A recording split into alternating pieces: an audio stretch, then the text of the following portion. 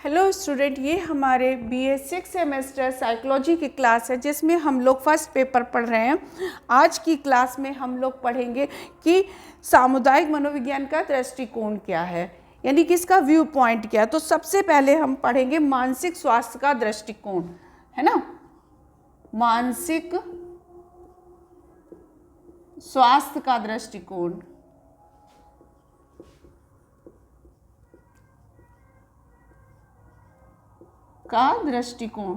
तो सबसे पहले तो यही समझेंगे कि मानसिक स्वास्थ्य क्या है। ये हमारा है यानी कि सामुदायिक मनोविज्ञान का दृष्टिकोण, जिसका पहला नंबर है मानसिक स्वास्थ्य। क्या फोकस करता है ये? मानसिक स्वास्थ्य पर।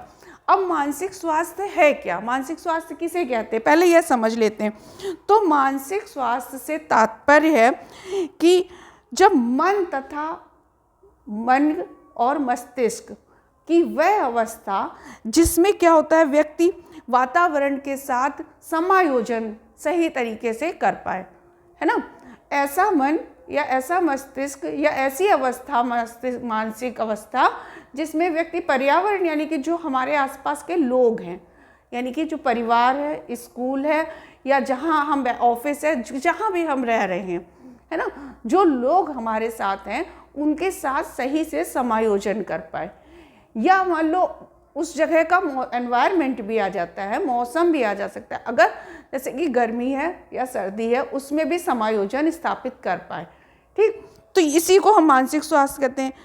मानसिक रूप से जो स्वस्थ व्यक्ति होता है वह प्रत्येक चुनौती को, कोई भी चुनौती अगर आती है तो वह उसका सामना कर पाता है ना। मानसिक रूप से अगर स्वस्थ नहीं है तो वह चुनौतियों का सामना करने में असफल हो जाता है या घबरा जाता है या वह उससे भाग जाता है। उन चुनौतियों का सामना करने की अपेक्षा वह उनसे हट जाने की या दूर हट जाने की कोशिश करता है कि हम इन समस्याओं का सामना नहीं कर पाएंगे। तो फिर उन लोगों को क्या हो जाते हैं, कुछ डिसऑर्डर्स हो जाते हैं, उन्हीं को डिसऑर्डर्स बोलते हैं। तो हम मानसिक रूप से स्वस्थ व्यक्ति की परिभाषा समझ गए।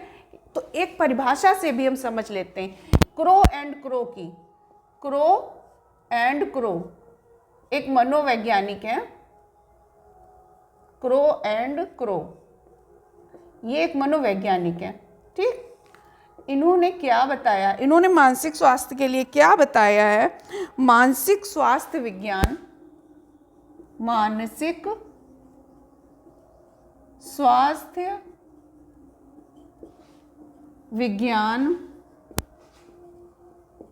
वह विज्ञान है, मानसिक स्वास्थ्य विज्ञान वह विज्ञान है जिसका संबंध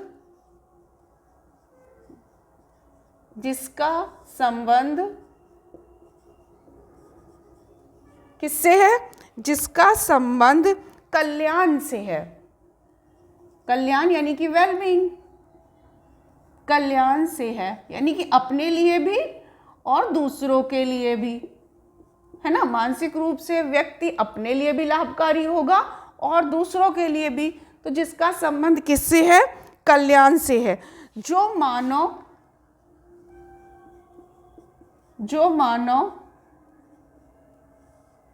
मानव संबंध के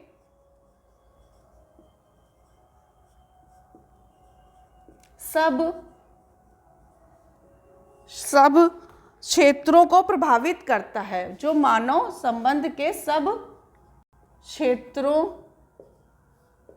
को प्रभावित करता है,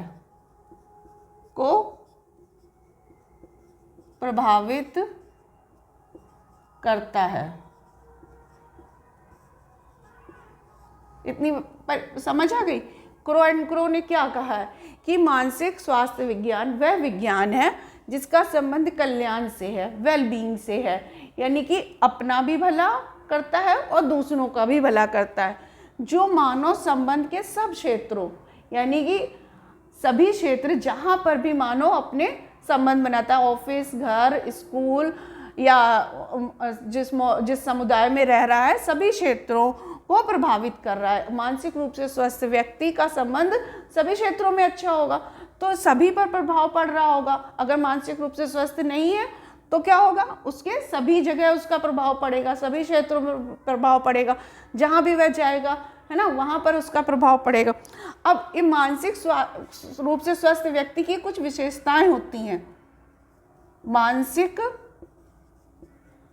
स्वास्थ्य की विशेषताएं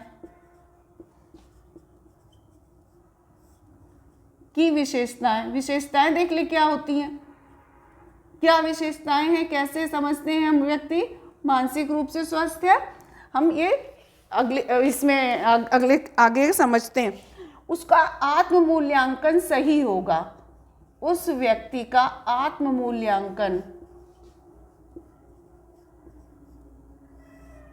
ठीक, उसका क्या होगा, आत्म मूल्यांकन सही होगा। वह अपने आप को सही तरह से मूल्यांकन कर पाएगा, अपनी क्षमताओं का सही मूल्यांकन कर पाएगा। आत्मज्ञान होगा, उसको आत्मज्ञान होगा, अपने बारे में अच्छे से जानता होगा कि हम कैसे परिस्थितियों का सामना कर सकते हैं। इसके अलावा क्या होगा, आत्मश्रद्धा होगी, उसके अंदर आत्मश्रद्धा होगी, आत्मश्रद्धा होगी। इसके अलावा क्या होगा, संतोषजनक संबंध बनाए रखने की क्षमता होगी, संतोषजनक